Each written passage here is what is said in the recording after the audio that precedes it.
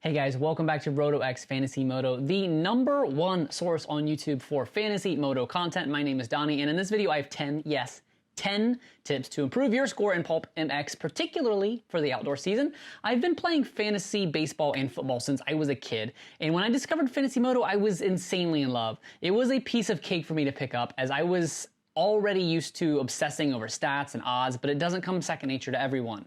Once I started getting serious about content creation, I knew that helping y'all get better at Fantasy Moto would get you even more interested in the game and the sport as a whole, and if I could somehow be responsible for growing the sport in any way, I'll do it, as that would benefit me too. But I realized after 20 or more videos, I've never really shared the methods to my madness. So, without further ado, here are some tips that helped me get into the top 200 in Fantasy Moto.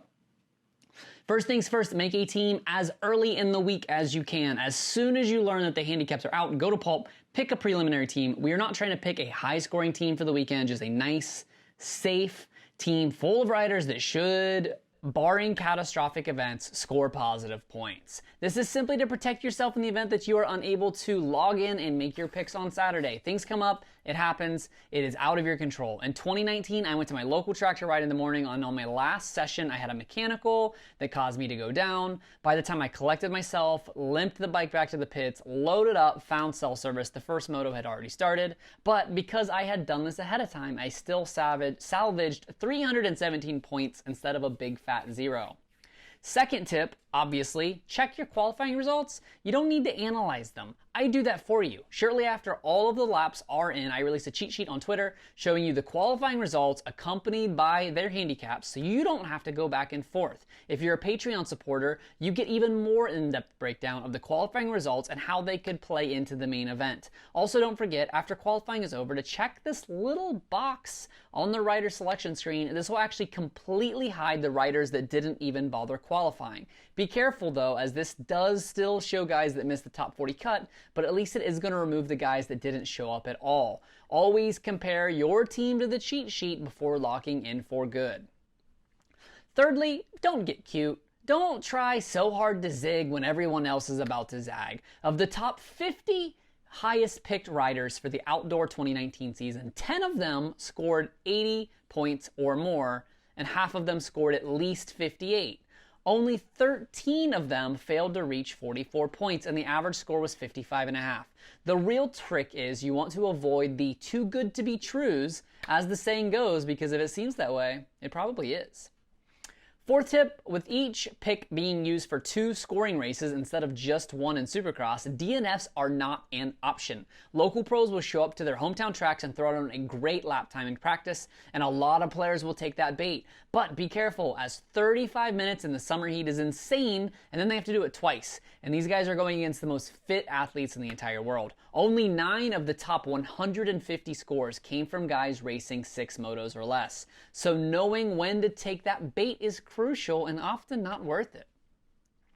Fifth tip, stay away from flashy AllStars. The guys that go down a lot will bring your score down with them, especially AllStars, as their ceiling is already super low. I love Adam Cianciarulo, but he's young and exciting, and in 2020, he is going to DNF a moto or 2. Why risk it when 50 is your max? Eli, Cooper, Marv are machines. They churn out 35-minute rides all day, and they demand your attention when picking your AllStar.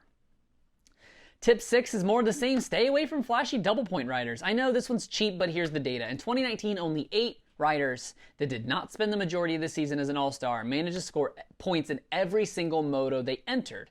But Freddie Noren and Ty Masterpool are the only 2 guys that raced an entire season and made every moto and finished every moto.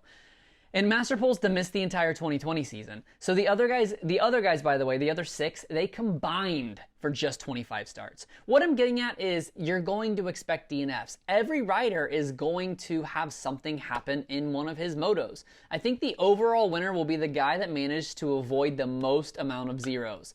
Last season, the overall winner only had 3 goose eggs throughout the entire outdoor season, so shoot to minimize risk and damage. With only 12 races, and 9 if you're watching this in 2020, you cannot afford any zeros, especially when a first moto crash could potentially leave you with 2 zeros on one rider.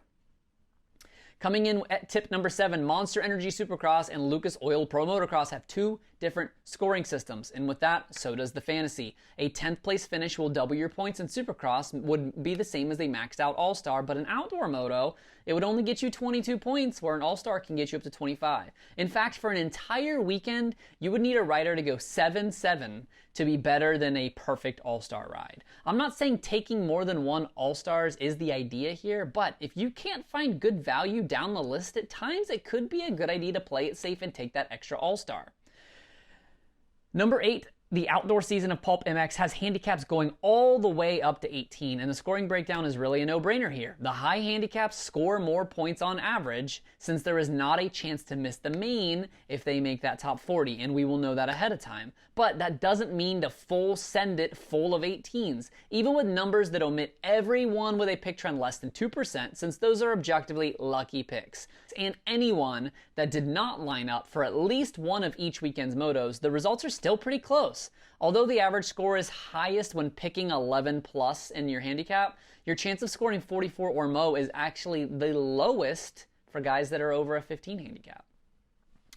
The 9th thing to remember is the outdoor season is a great time to pick FFLs, as you have 2 shots to get it right. Last season, 10 different riders recorded at least 1 FFL in the 250 class and only 8 in the 450 class. Of course, only 4 250s did it more than once. And 1, Adam Cianciarulo, isn't racing the class this year. That leaves just Dylan Ferrandis, Justin Cooper, and Mitchell Oldenburg as the only guys to do it more than once. And guess what? They were all 3 on Star Racing Yamahas. But Oldenburg left the team last year, and Shane McElrath, who had a single FFL last year, has joined. This means 15 of the 20 FFLs outside of AC have ties to the Star Squad. Safe to say that picking one of those guys every week should pay off. Of the 24 FFLs in the 450s, 14 of them came from a KTM or a Husqvarna factory-supported team, with Marvin Muskin and Cooper Webb taking 9 of them combined. I don't think the 450s are as much of a slam dunk here as the 250s are, but if you feel the need to pick one first, I would vote for the Austrian bikes, and then just simply follow the leader and pick whoever has the most each week. And the 10th and final tip is to follow RotoX on Twitter and Instagram, and to subscribe to this very channel. I drop a preview video every single week that will highlight 5 riders to look at, in addition to breaking down last week's stats.